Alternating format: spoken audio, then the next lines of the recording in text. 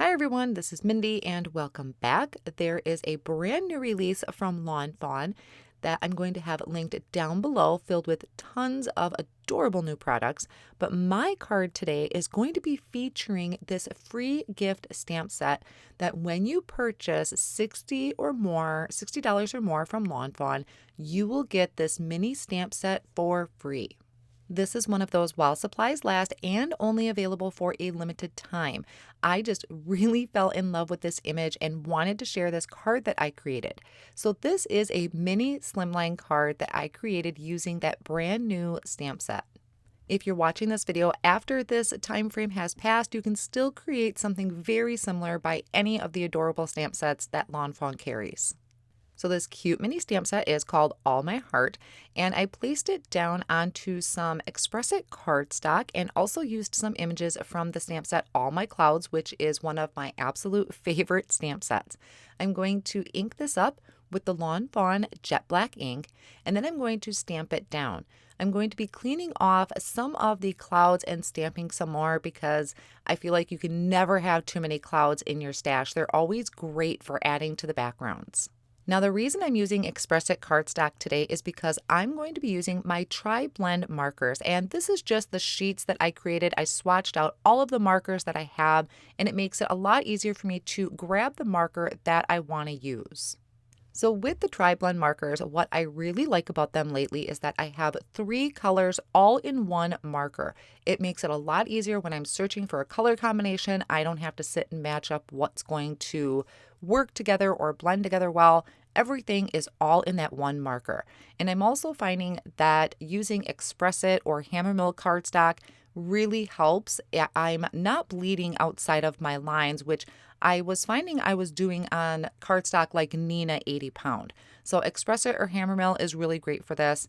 And a lot of times, for instance, my mouse image here, I'm laying down my lightest color first. Then I'm going in with the darkest color and adding my shadows, my midtones, and then my lightest color. Sometimes I'll go back over it just depending on how it is blending.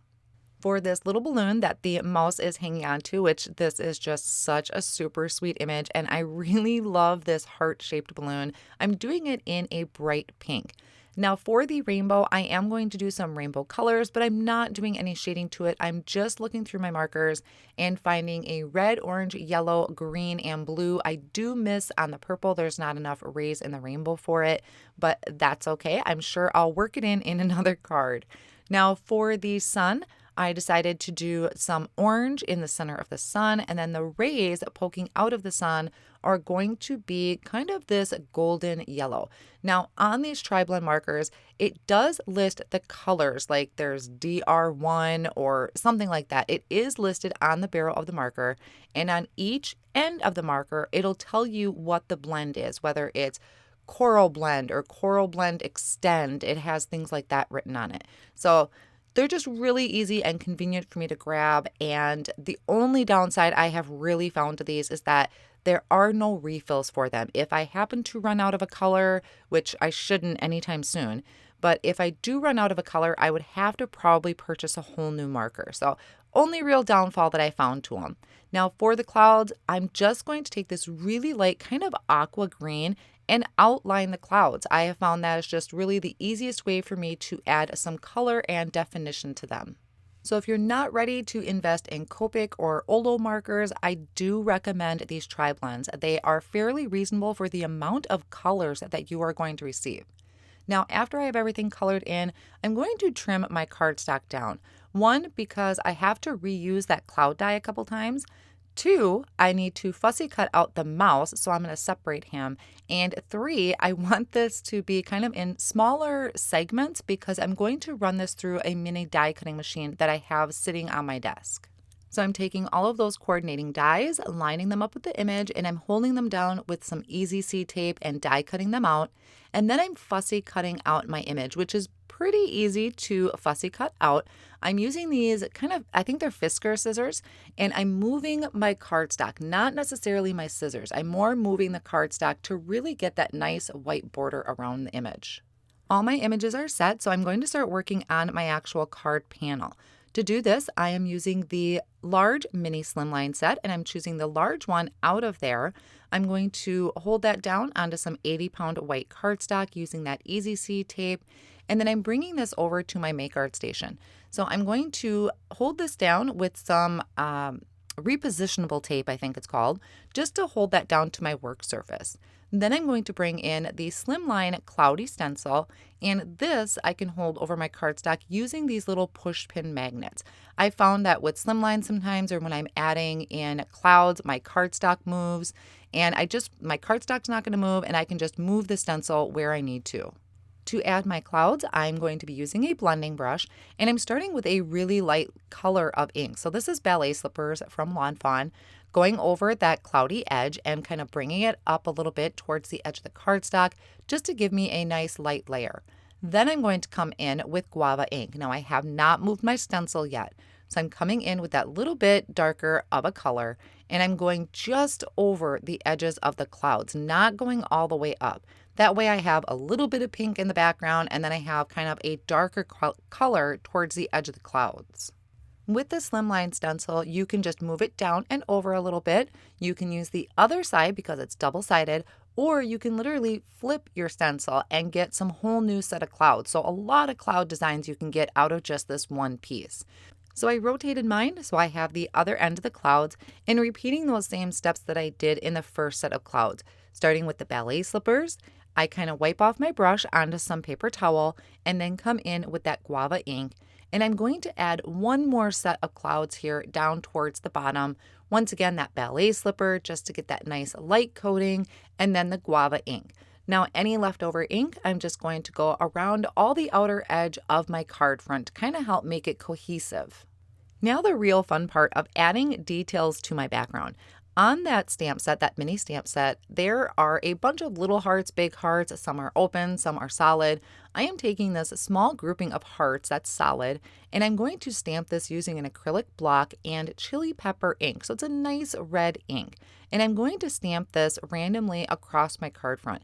Now, full confession is I had already designed this card previously, so I knew exactly where to put my hearts. In the original card, which I will show you at the end, I actually didn't stamp these until I had all of my images on my card front. This is a lot easier to do it beforehand. So I do have them scattered around. Some are kind of hanging off the edge of the card and the bottom of the card. And then once I have that done, I'm going to take that rainbow and I'm going to add my clouds to the bottom of the rainbow. I'm going to need this as kind of a placeholder, and I like to have them put together, at least this piece, so that I don't have a ton of pieces moving around on my card front. So I'm adding on the clouds, and then I'm also going to add a little bit of that liquid glue and add my sun peeking out behind my rainbow. Once that glue is dry on the back, I'm going to bring all of this over to my Misti tool, and here's where I'm kind of using that rainbow as my guide to line up my sentiment. So the sentiment is going to say, "You make my heart smile," and the word heart is a separate stamp. So I lined up the first part of the sentiment. The word heart is just kind of a placeholder so I can get the word smile on there. And then I'm going to straighten all of that out using my Misti ruler after I removed the word heart. So once I pick these up with the door of my Misti, I can remove that Misti ruler, and then I'm going to stamp this in the Lawn Fawn Black Licorice Ink. When I stamp these down, I'm just going to apply some gentle pressure so I don't squish my letters. If I need to stamp them twice, I can, which is the beauty of the Misti. And then I'm bringing in that separate word heart. And for this, I thought it would be really cool to stamp this in chili pepper ink to match my hearts. And this one I did need to stamp a couple times because it's still a fairly new stamp, so it's not quite conditioned just yet. I'm going to take foam squares and I'm going to attach foam squares to the back of all of my clouds but one. I'm going to save one that doesn't have any dimension behind it, and also adding foam squares behind my rainbow. Now before I attach anything, I want to add a little bit more to my background.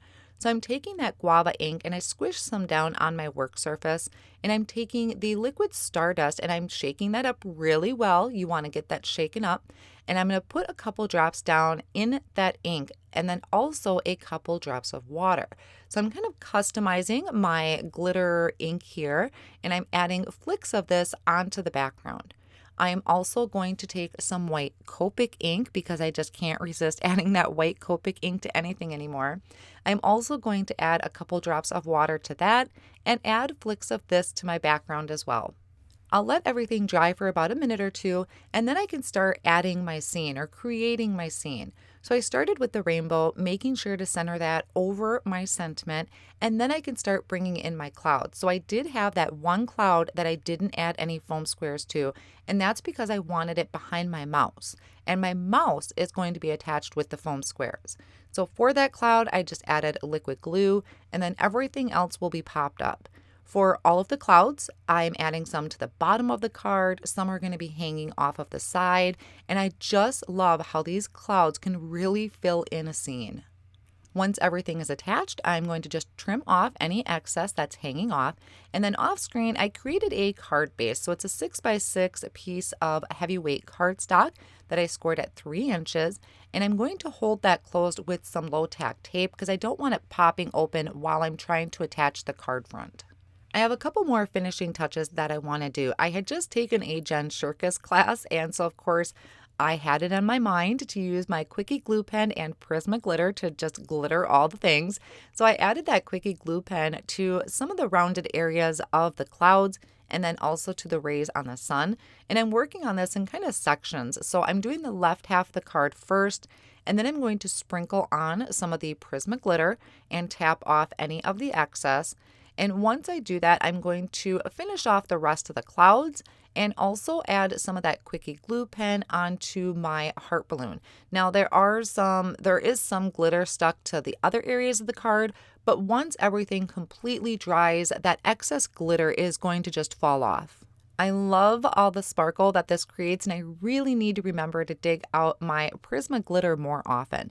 Now there is one more thing I wanted to add to this, and a lot of this is just really personal preference. There wasn't a lot to my card, so by adding these small details, I think just really kind of help step it up. I'm taking my white gel pen and I'm adding highlights to the mouse and also to my sun. So that is going to finish off all of my small little finishing touches that I was adding to the card. I love the sparkle and this adorable little scene. Now I'm also going to show you the original card that I created. It's almost exactly the same, except I was a little light-handed on the ink. My one that I created today is a little more pink, but both of them turned out great. So that will finish up the card project for you for today. Now keep in mind that this particular stamp set, the one with the mouse with the balloon, it is available for a limited time only. It is a free gift with purchase when you purchase from Lawn Fawn an order of $60 or more. Don't forget to check out the rest of this amazing release, which I will be sharing videos for in the near future. Thank you so much for joining me today. I will have all of the supplies listed down below in the video description and over on my blog as well.